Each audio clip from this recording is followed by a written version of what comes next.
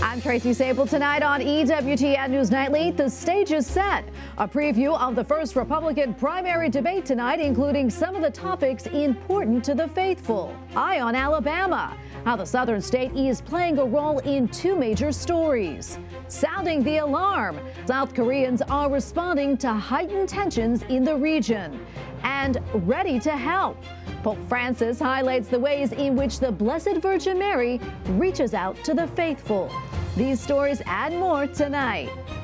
From EWTN, the Global Catholic Network, this is EWTN News Nightly.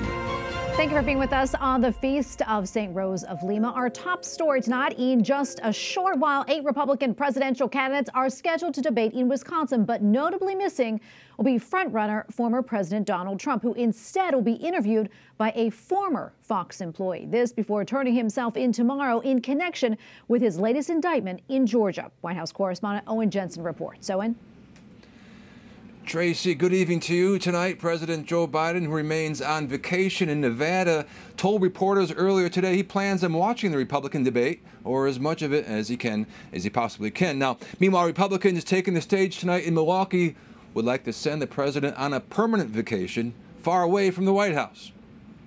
As the race for the White House intensifies, Democrats blast Republicans before tonight's debate, saying the 2024 contest will be a battle between hope versus fear. We will see that on the stage tonight with all of the Republicans that are running for president. They are running to be the most extreme, running to be Trump-like in many ways. As for the former president, he won't be debating tonight in Milwaukee, instead announcing he'll be interviewed by former Fox News host Tucker Carlson on social media. And then Thursday, plans to turn himself in at the Fulton County Jail in Atlanta to be booked on charges of illegally scheming to overturn his 2020 election loss in Georgia.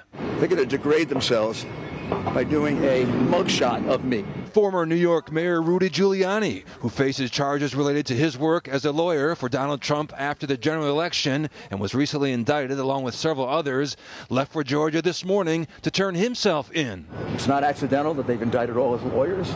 Never heard of that before. In America, all the lawyers indicted. Now, whether you dislike or you like Donald Trump, let me give you a warning. They're going to come for you. And while the Trump trials play out, one pro-life organization hopes that in Milwaukee tonight, the candidates will resolutely address protecting the unborn. What we're hoping to hear from the candidates is a very honest assessment of the situation, recognizing that the unborn child deserves rights just like anybody else outside the womb. Now, the time frame for the debate starts at 9 p.m. Eastern tonight. Should last about 2 hours. Taking the stage, Ron DeSantis, Nikki Haley, Tim Scott, Asa Hutchinson, Mike Pence, Chris Christie, Vivek Ramaswamy, and Doug Burgum. Now, Doug Burgum, he hurt himself playing basketball, had to go to the ER, so his appearance tonight is questionable up on that stage in Milwaukee. At the White House, Owen Jensen, EWTN News Nightly. Joining us now is Dr. Paul Kengor, editor of the American Spectator magazine and political science professor at Grove City College in Pennsylvania. Dr. Kengor, always great to see you. Let's talk more about this first GOP primary debate. As mentioned, former President Trump will not be taking part. Now, historically, has something like this happened before with a candidate who has such a strong lead? And do you think this will help or hurt Trump? That's a good question, Tracy.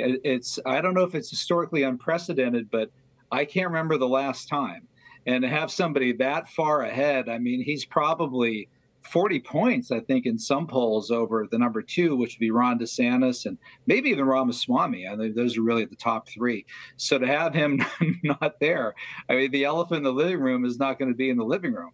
So it's really kind of strange. I think it's to Trump's disadvantage that he's not there, because it's going to allow all of the other 8, and there's a lot of prominent people coming in from all over the country flying into Milwaukee to be there. It's going to elevate all of them. But at the same time, Trump is up by 40 points without debating. So in a way, why should he debate? It's almost like Joe Biden campaigning in 2020 out of his basement and not even doing any rallies and ending up winning. So I can understand why he's not there. But at the same time, I think it will hurt him more than help him not to be there. Yeah, and Paul, I'm curious, what are you expecting or what do you want to hear from the candidates, in particular those Catholic candidates such as former New Jersey Governor Chris Christie and Florida Governor Ron DeSantis? Yeah, and I believe those are the only two Catholics. It's 2 out of 8, and I guess the North Dakota governor, I think he might not be there. I guess he's on injured reserve, right? Sounds like the poor guy might have got hurt playing basketball or something today, so that might take us down to 7. I expect DeSantis to be really good, really strong on the cultural issues. He's been very good on abortion. He's been really good on what Pope Francis calls gender ideology. He was accused by the New York Times yesterday or the day before of being this culture war governor. I think DeSantis would probably say, well, you've sort of brought the culture war to me. It's typical of these folks who start a culture war, push cultural issues. President Joe Biden certainly has been pushing these cultural things. And then when somebody like Governor Ron DeSantis merely tries to respond to it, he's accused of engaging in the culture war. So I expect him to be strong on that. I also expect, Tracy, a good night from Tim Scott. I think Tim Scott is really good, very polished. I think he's going to stand out tonight. I think he's going to impress people. Nikki Haley is always good. And Ramaswamy, I think, will do a good job. He's very sharp. He's very polished. He's an attractive candidate. And I expect him to do well also tonight. Yeah, Paul, and you are in Pennsylvania, which is a swing state, and so is Wisconsin, where this debate is being held tonight. I'm curious, how important is it for the candidates to connect with voters in these states? And what are the middle ground issues for both parties, Republicans and Democrats? Yeah, it's really vital, Tracy. I mean, looking at the last 2 elections, 2020 and 2016, I mean, these were really won in the Electoral College. And so in the end, it's going to come down to swing states like Pennsylvania, Wisconsin, Ohio, Florida, Arizona, New Mexico, just a handful of others. And I mean, that's how Donald Trump won in 2016. I mean, he lost to Hillary Clinton by 2 to 3 million popular votes. I think overall his voting percentage was about 46%. And in 2020 against Biden, he only got about 46% as well, but still was competitive because he did so well in the Electoral College. So for this first debate to be in Wisconsin, I think is a crucial move by the GOP, by the Republicans. And from here on out, expect the candidates to be campaigning in not just states like Wisconsin, but indeed my home state of Pennsylvania. They'll be all over my home state of Pennsylvania over the next 12 months or so. Yeah, my home state too, as you know. Paul, before we wrap up, little less than a minute left or so, what do these candidates need to do? What do you think they need to prove tonight? Well, I think they all need to prove that they're capable of governing. I think that's a good part of it. And that's an advantage of someone like Governor DeSantis and Nikki Haley and even Chris Christie, because you have people there who have actually been governors. And that's to the detriment of Ramaswamy, who's going to be accused of being somebody who has never held office before. But then again, Tracy, right, in the past, whereas that might have been a negative for a candidate, look at Donald Trump. Donald Trump was elected without ever having held office. And prior to him, Barack Obama had been barely in the U.S. Senate for a few years, and he got elected. So nowadays, not having governing experience is seen by a lot of people as an asset.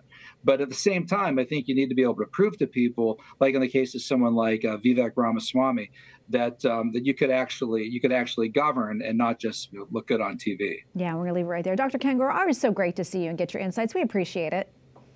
Well, thanks, Tracy. Always good to be on with you.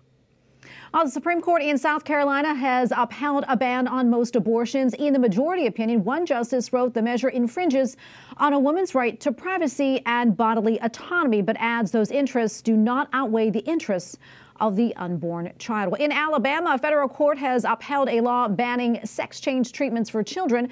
The measure carries criminal penalties of up to 10 years in prison. 13 other states have passed similar legislation. Well, staying in Alabama, a state known for its civil rights, history, barbecue, and college football, is now in the national spotlight for abortion, and national security is also drawing attention to the state's Republican Party officials. Capitol Hill correspondent Eric Rosales has that story. Eric? Good evening, Tracy. As we've been reporting, Republican Senator Tommy Tuberville is holding up military nominations because of the Defense Department's abortion policy. That's now stretching into 6 months and more than 300 nominations. The chair of the Alabama Republican Party tells me Senator Tuberville is on solid ground. The Alabama Republican Party recently passed a resolution in support of Senator Tuberville, and that resolution passed 99% to 1. And I like to joke that 1%, those guys accidentally hit the wrong button because the people of Alabama are very supportive of Tuberville's stand. Retired Army Colonel James Henderson spearheaded the state GOP resolution. He tells me he's committed to protecting the unborn. We've been involved in trying to stop the killing of unborn babies.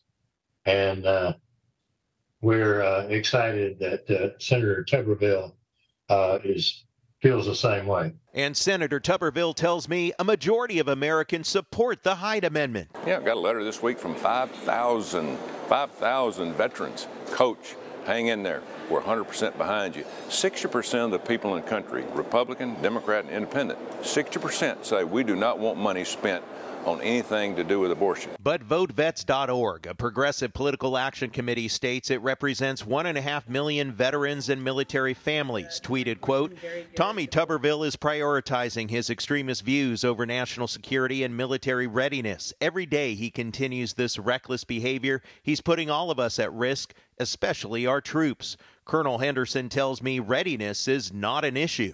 There is no impact on readiness. I haven't seen a general yet who would turn down a temporary promotion to the next grade. And there's a lot of misunderstanding about this. And so I'm just trying to help clear that up here in the state of Alabama. Alabama's GOP chair is also accusing the Biden administration of politically punishing Alabama for Senator Tuberville's pro-life stance by changing course and selecting Colorado instead of Alabama to permanently house U.S. Space Command. It's clear Huntsville was chosen for a reason. We have the tech background. You know, we're the rocket city. And I think it's a political decision to take it from the best candidate and move it to actually what is considered the 5th best site because it's a Democrat state. Armed Services Committee Chair, Alabama Congressman Mike Rogers plans to hold a hearing with military officials on the decision to house Space Command in Colorado. At the Capitol, Eric Rosales, EWTN News Nightly. And we have a lot more still to come here on EWTN News Nightly, including moments of fear. Residents weigh in after a drone attack in Moscow and analysis of the persecution against Catholics in Nicaragua.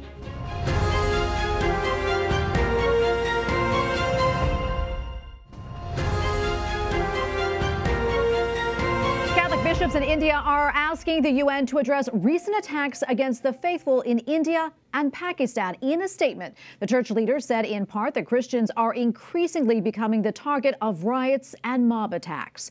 On new developments tonight in the targeting of Catholics by the Ortega regime in Nicaragua. After closing down a Jesuit-run university earlier this month, the government has given the school a new name. The school is now called the Casimir Sotolo Montenegro National University after an assassinated Sandinista student leader. The move follows the expulsion earlier this week of a group of Jesuits from their house near the school. The government says the Catholic university was housing terrorists, a claim the school strongly denies. This comes as Bishop Rolando Alvarez remains in prison on charges of treason. We go now to Jason Poblete, president of the Global Liberty Alliance and an expert on Central and South America. Jason, great to be with you tonight. First off, let's talk about what's happening in Nicaragua. Last week, the government took control of a Jesuit-run university and expelled the priests from their private residence in Managua, as we mentioned. This after a string of other anti-religious, anti-Catholic actions. What exactly is happening there, and what do you think is the end game for the Ortega regime?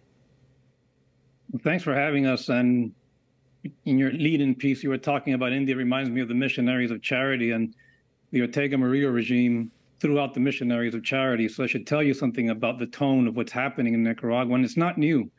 This is a systematic attack, I believe, on the Catholic Church in a country that's majority Catholic. They want to wipe out Catholicism eventually from the public square. That's their goal. It's going to take them a long time. The Nicaraguan people are devout people. They're deeply religious. And they do not like it when the Catholic Church is attacked. But as you've seen, especially the past few years, the Ortega Murillo regime has been cracking down overtly on the Catholic Church, shutting down institutions, persecuting religious groups, not just Catholic, even other Christian groups. So it's a long-term game plan. I believe the Catholic Church is the biggest challenge for the Nicaragua regime of Ortega Murillo, but they're not going to stop. And they need the U.S. to, the Catholics in Nicaragua need the U.S. to come to their aid, and they have been doing that. Yeah, and as you know, this week the State Department put visa restrictions on 100 top Nicaraguan officials. Jason, I want to get your thoughts on that. And what else would you like to see the U.S. and its allies do here in this situation? Well, sanctions are just part of the policy. I think sanctions are something that we're using, maybe not as effectively as we should. We should be sitting down and coming up with a policy that will long-term advance U.S. national interest, defend religious freedom, which is part of our core national value, which we're not doing as good as we should, and stop dawdling with the dictator. That's the bottom line. We've been too easy on him and the people around him, and it's not going to be the Catholic Church that can push him out or create that space that we need in Nicaragua. It's going to be U.S. and other countries engaged and being a little more focused, not just with sanctions, but with other policies. So we're doing a good job, but we could be doing a much better job. The U.S. Commission on International Religious Freedom has been publishing a lot of good material on this, and I urge folks to read it. And there's a lot of good recommendations there that should be adopted by the Biden administration, which have not been. Jason, I want to talk about Ecuador now. That country is in the midst of some of the worst violence and crime it's had in years, but that's going to have to wait. The country is for a new leader. This after Sunday's election led to a runoff. Talk to us about the candidates that are facing off now and just how pivotal this election is, not just for the region, but also for the U.S. You know, Ecuador is an interesting place. I believe Ecuador is close to or just about a failed state, is a narco state. They are kind of caught in between two drug-producing states, and they vie, the drug cartels, including the Mexican drug cartels, vie for that area so they can use it as a transshipment point. The elections are not surprising. I mean, it broke down in the way I expected them to break down. You had on the right a fellow, Balase Noboa, from a very wealthy family, more conservative. On the left, you had Gonzalez, who tends to be from the hard left. So we're going to see how that pans out. But ultimately, we're beyond, I think. We're in a very difficult place. I mean, you're talking about a country where the prisons are overcrowded. They're being run by the cartels, I mean, drug gangs. There are Americans. Well, we represent, help and advise two American brothers down there, the Stevenson brothers from the Washington, D.C. area, who've been unjustly imprisoned there. And they've been subjected to some horrible crimes in their legal system. Nobody seems to focus on it, not even the U.S. government. So we have a lot of challenges there. We have to start focusing a little more, frankly, because we have China meddling in that part of the world. And it is a transshipment point. It has classically been a drug transshipment point. And there are a lot of U.S. national interests down there. These elections are going to be very important. I'm very concerned who's going to win them. But even if the side that I want to win wins, it's going to be a long, drawn-out process because, again, the country is a narco state, and I believe it's getting close to becoming a failed state, and we're going to have to be a little more proactive than we have been in the hemisphere, including beyond Ecuador, by the way. We have other countries that we've got to start focusing on also. Yeah, absolutely, and so much more we can talk about. Unfortunately, we're out of time. Jason, great to be with you. Appreciate it. Thanks for having me. Well, officials in Germany have approved a plan to make it easier for people to legally change their name and gender. The so-called self-determination law allows adults to change their first name and legal gender in official documents. It is one of several plans from the new German chancellor. The measure still needs approval from the parliament. While South Korea held its first civil defense drill in 6 years, this amid threats from North Korea and China.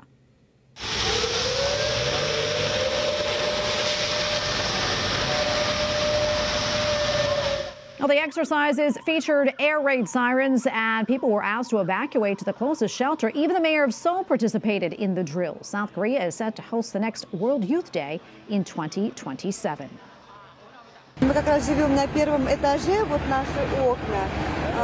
And in Russia, residents say they are scared by recent drone attacks in Moscow's city center. No casualties have been reported. Officials say buildings are being targeted, especially in a business complex. While officials say a private jet has crashed over Russia, killing all 10 people on board. Reports say the head of the mercenary Wagner Group was on board. The flight was headed from Moscow to St. Petersburg. Up next on EWTN News Nightly, listen to your mother. Pope Francis reminds the faithful of the loving help offered by the Blessed Virgin Mary. Plus, analysis of a surprise decision by the Holy Father.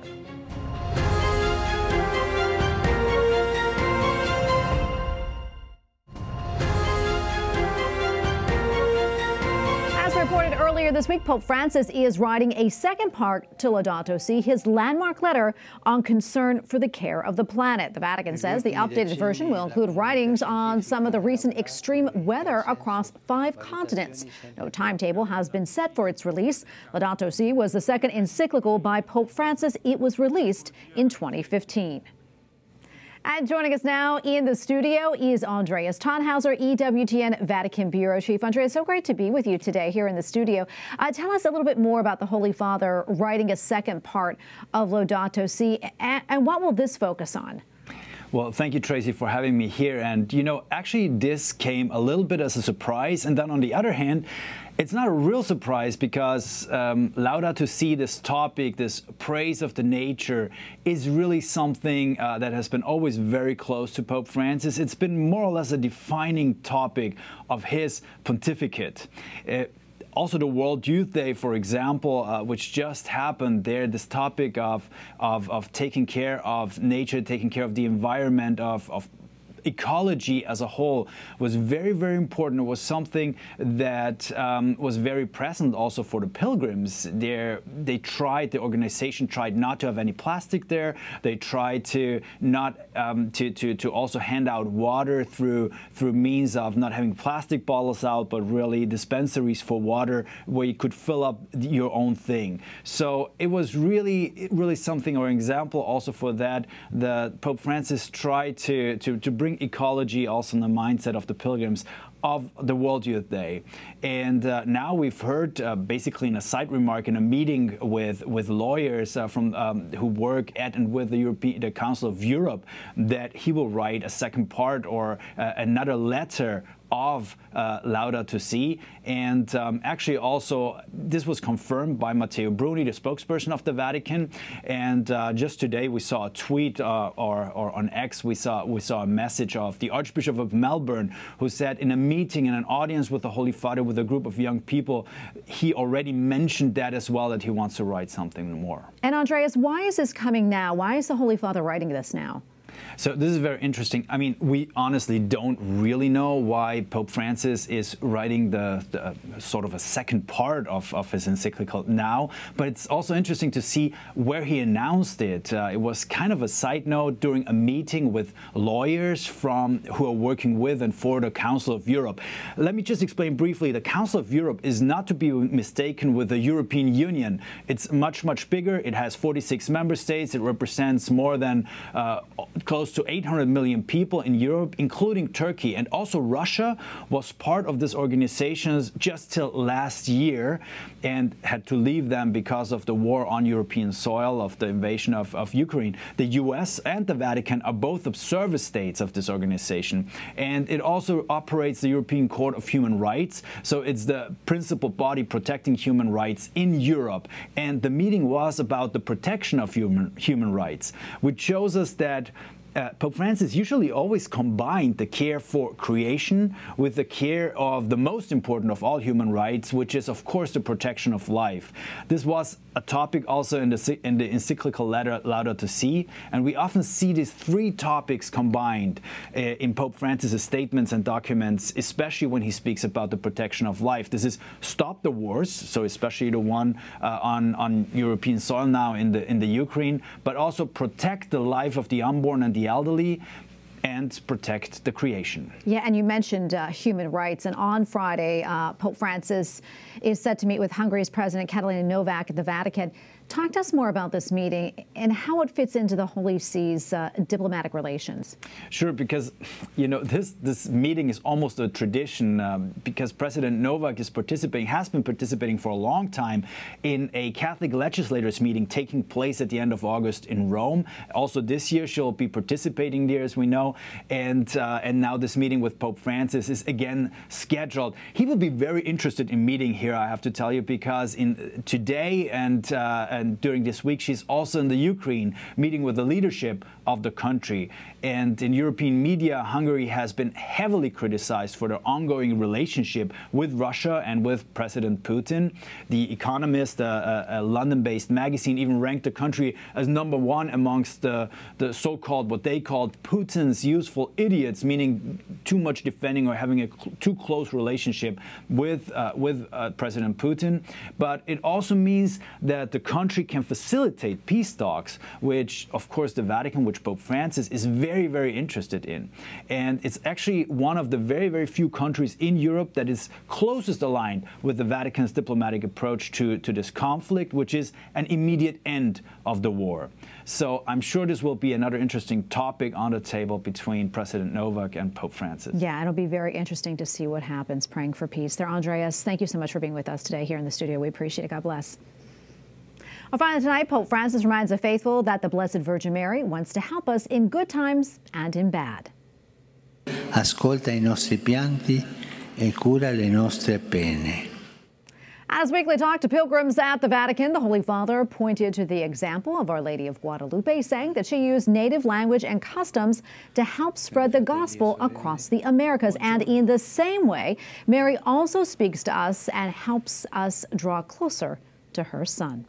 We thank you for watching tonight. And remember, you can follow us on social media, Facebook, Twitter, now known as X, and Instagram at EWTN News Nightly. I'm Tracy Sable. Good night and God bless.